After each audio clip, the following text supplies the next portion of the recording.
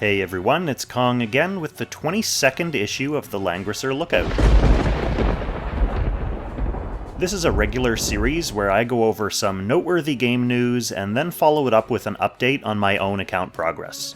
At this point, I guess I tend to lump my gambles in with my summoning videos, so I find once a month, so far this year, has been working out fairly well for me in terms of overall account progress.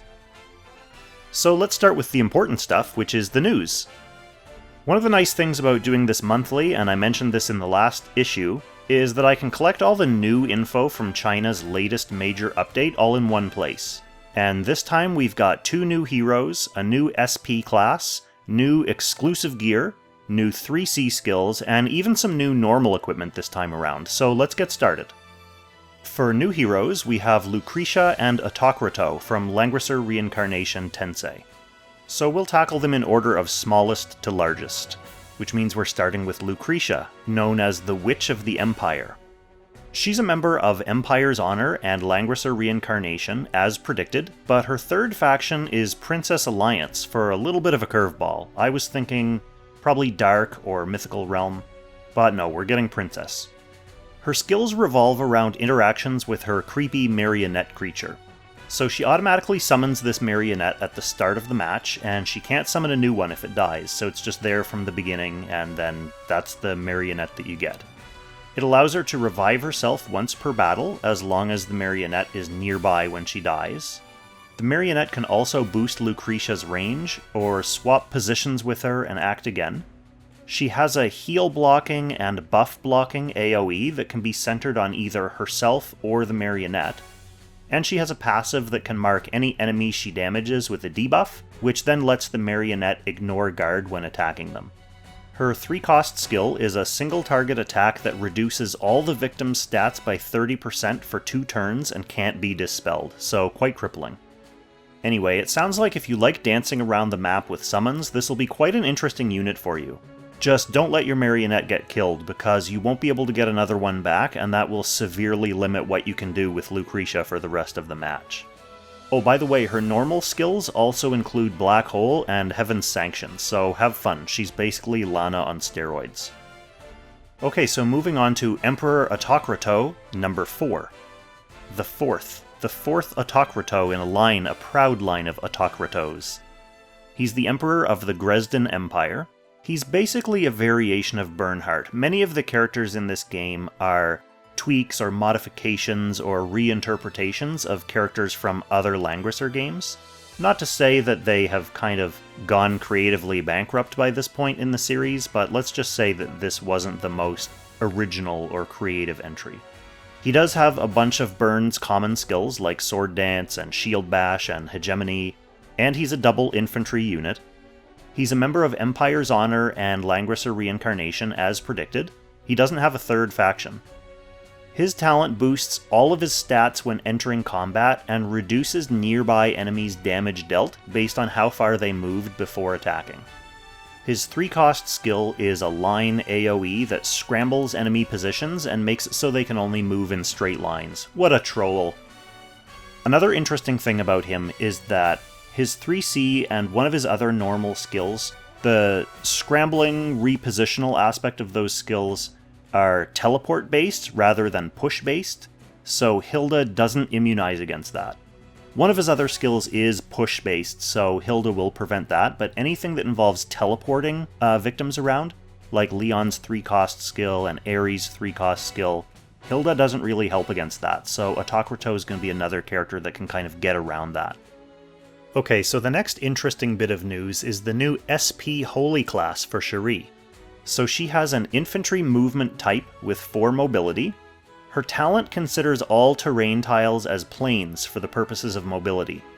It also reduces damage taken by 20% when attacked, and increases her attack by 25% when she's attacking. After battle, if there are 1 or 0 enemies within 2 spaces, then she gets to act again, whether she killed someone or not. So it's unlike her original talent, where she has to get a kill and then she can act again.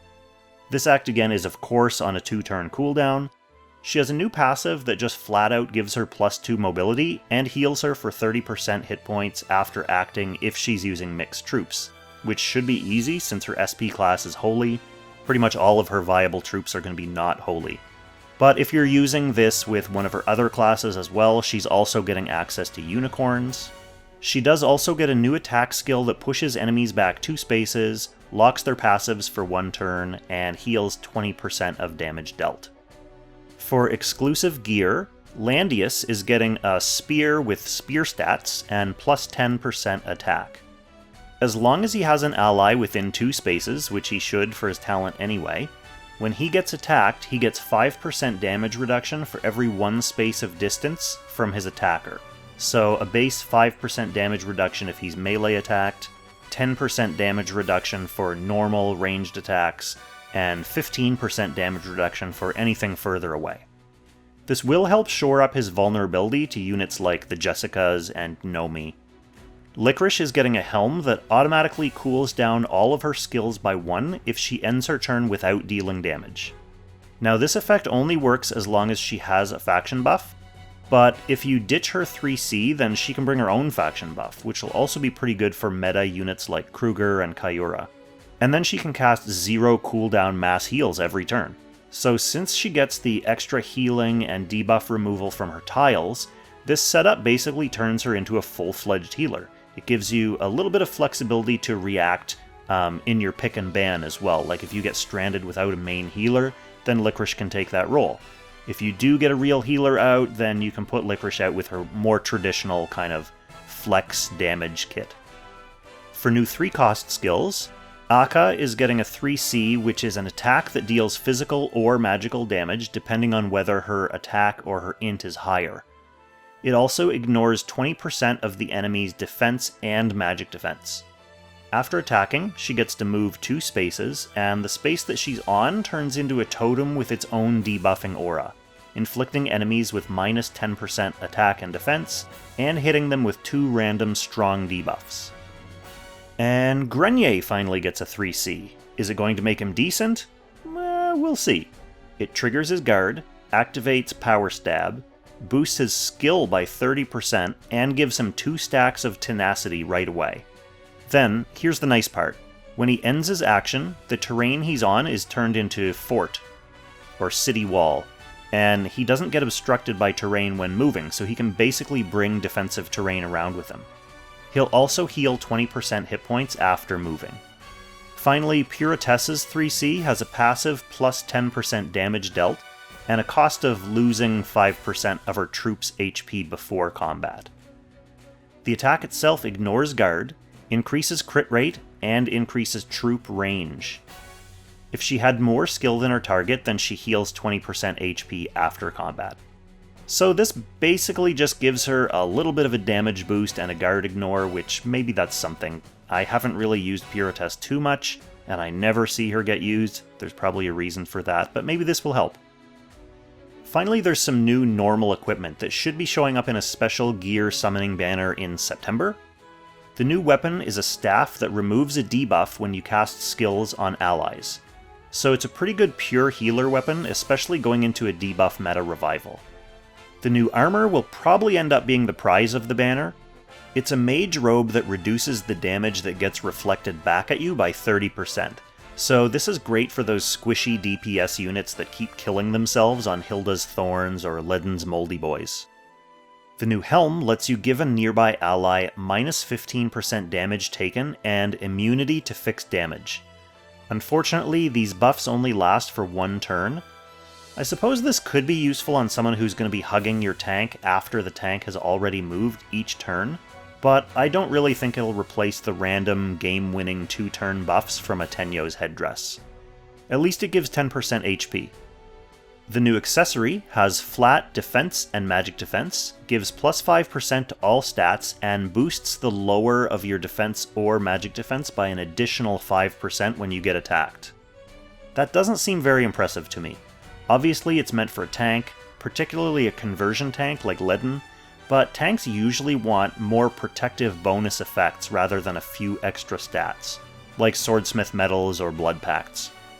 Oh, there are some new skins too. It looks like another schoolyard theme, with Tsubame playing hopscotch like a little child, Helena trying to peer pressure you into experimenting with drugs, and the Sage of the Trees looking clean-shaven and studious for a change. He's obviously tired of some unsavory folks calling him a hobo all the time. In PvP news, the Summit der Langrisser Season 5 concluded within the past month, with the ultimate winner, SCL, climbing to victory over Arc K. So congratulations, SCL. He won the prediction side game too by betting on himself, which is a real power move. And not only that, but he also advanced through to the top 64 in the official Apex Arena Season 6 playoffs this past weekend. Okay, so that's it for the news, so let's move on to the Kong update for April 5th. We'll start with my summoning update, as usual. The highlight banner of the month was Werner and Hilda, and of course I went to pity for one Werner. I snagged another Werner in a further 70 or 80 summons, and then I got Hilda in 60 summons, so I did get everyone on that banner. The only other summoning I did was a single multi to try to build pity ahead of the Himiko banner, which actually netted me a young Jessica, so that was some nice luck there. It does mean that I'm going into the next banner with no pity. Sadly, the YOLO young Jessica was not enough to counterbalance my Werner rates, so my lifetime SSR rate actually dipped a point to 1.8%. Alright, hopping into the game now, we'll move on to my Awakening update. I obviously awakened Hilda for her 3C skill, because I was hoping to use her in PvP. And then I awakened Shelfaniel, my 3-star Shelfaniel, so I could use her 3C skill in the Forbidden Battleground, and she, even at 3-star, carried the Yles Legends Forbidden Battleground for me. Anyway, that's it for this month for Awakenings. After winning last month's Gates of Folly poll, Tiny Jessica is well on her way towards 6-star, and she did get a ton of use in my Apex Arena run, so she was definitely a worthy winner. I'm thinking I'm probably going to park Rosenseal at 5-star for a while, just to make room for Himiko, so hopefully I get her. That does mean there's going to be some stiff competition for the last slot, so the 17th Gates of Folly community poll is live now on my community page, and the poll is going to be active all day Monday, until the in-game server reset, at which point I'll start farming up whoever wins the vote for the next month or so. On the gear front, I might as well just stay right in this screen since the gear is all fairly readily available here. The big gear highlight from this month is definitely my first and only Crystal Stinger, which I got from a weapon gamble a couple hours after finishing my last Apex stream. So Tristan was still here, and we were kind of doing magic hands, hoping for a Crystal Stinger. Lo and behold, one popped up for me. Not for him, sadly. He's still looking for his.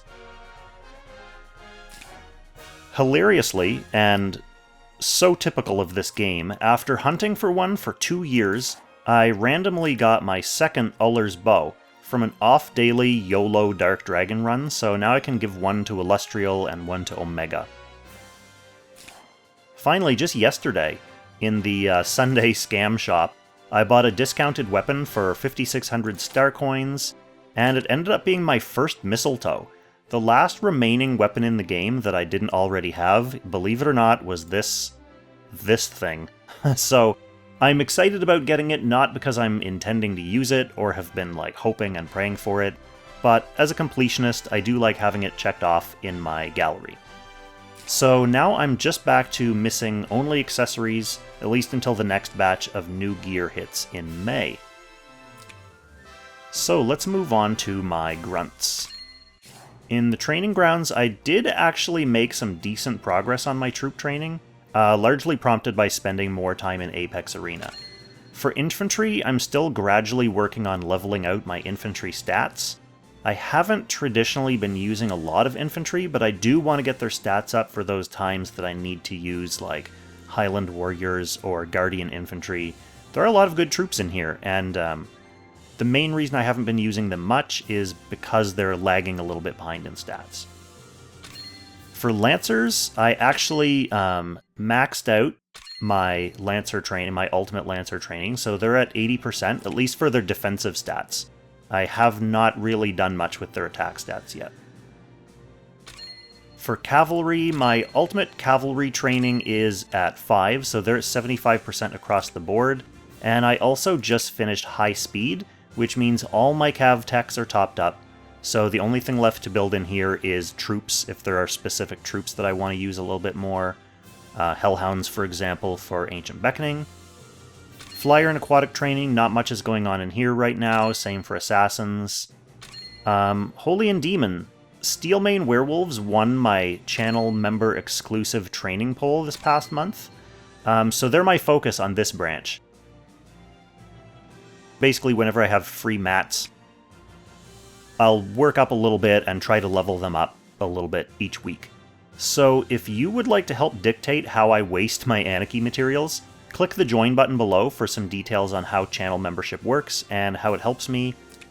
You don't have to join a high tier or anything to vote in community polls. So I think the cheapest tier is the gold tier, which is $1.99 a month. And that is something that helps me out by not having to rely on advertising revenue, because Lord knows that the advertisers are dicks. Probably shouldn't say that, though. Am I going to get demonetized? Or I'll mute that whole thing. For my group, aka my bonds, I've only done 2 interesting things in here. Gizarov's new skin prompted me to finally max his bonds out to 100%. What an attractive blue glowing man. Other than that, the other fun thing I did in here was sink some time into just getting everyone's intimacy up to 25. So I have no one to intimate anymore, at least until I summon new units. That means I can summon units, get them up to 25 right away. I feel like I'm just getting caught up on this. I've been too lazy, really. So I left everyone just at 1, really, unless I was planning to use them. But now I don't have to think about that anymore. The last thing I'll just briefly mention is my Apex Arena post-mortem. I have posted some Apex Arena specific videos, so you may already be caught up on this, but just in case you don't watch Apex stuff, I did go on a big push live on Twitch a couple weekends ago with Tristan co-casting, and on the last 2 windows of the last day, I went 9-1, which helped me sail to Langrisser rank for the first time, with a final score of 1951. So that would have been probably 3 wins away from the playoffs. To be honest, part of it was just that the Season 6 meta was pretty good for my box, but a big part of it was finally sitting down and sinking time into it each weekend. So I'm definitely looking forward to playing a lot more and streaming a lot more next season. So good luck to everybody who's still in the playoffs. I know this past weekend we narrowed the field down to 64, the top 64 people. I think everyone from my clan has been eliminated, and Tristan has been eliminated, but there are still a couple main quarters, and there are still a couple strategy squad and art academy members in for me to cheer for. So yeah, good luck to everyone. Finally, before I wrap up, on a non-Kong update front, join my guild! I'm in Wings of War on the merged Rayguard, Dalsis, and Rocky Valley server, headed up by Junny. And maybe it looks like it's full, but leadership is always happy to axe inactive members for new level 70 applicants. We've got a nice mix of supportive PvE and PvP focused players, with a handful of Langrisser ranked playoff contenders in Apex Arena, and 3 of the top 10 and 4 of the top 15 overall Ancient Beckoning scores, which is pretty good for a merged server. So if you're an active level 70 player, and you want to get into my guild before the new Guild Wars content starts, then go ahead and apply in-game, and then join our Discord. Okay, so that's it for the Kong update, and that's going to be it for this issue. So thanks for tuning in, thanks for all your feedback and advice and encouraging comments in the comments below and in my stream chat. Always super helpful, and I always love interacting with you all. So stay tuned for the next episode of Should You Summon later this week, and it's going to be a big one. It's another crossover featuring these 2 cartoon children. And then I'll catch you in the next Langrisser Lookout.